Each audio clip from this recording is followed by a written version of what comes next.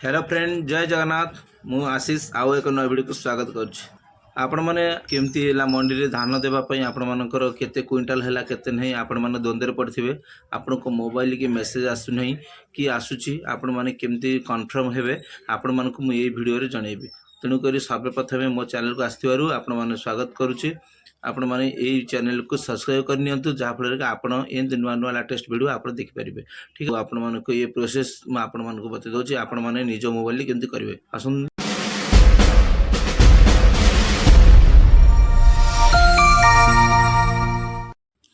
Friends एबे मो mobile screen पर अच्छी देखिपे आपण पूरा सीधा सड़क जी भारी आपण मानक डायल कॉल को ऑन करेंगे आपण माने ये डायल नंबर रे आपण करेंगे 1967 यही नंबर को आपण माने कॉल करेंगे। खाद्य जोगाण और खाउटी कल्याण विभागर हेल्पलाइन नंबर को आपन को स्वागत।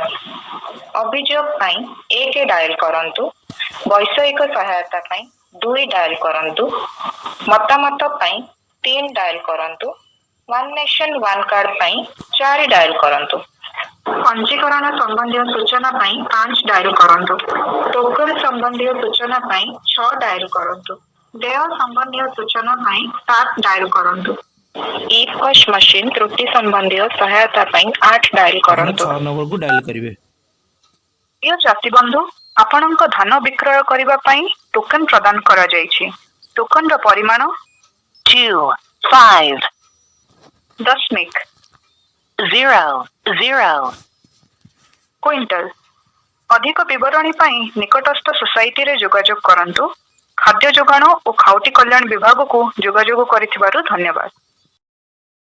धन्यवाद। आपण मैंने देखिपे ये जो भिडटी है आपण मैंने यहीपरी आप जापर निज निजर केते क्विंटाल अच्छी ये भिडटी केमती लगे आपण मैंने मोर कमेंट बॉक्स जनइबे आ सब्सक्राइब कर।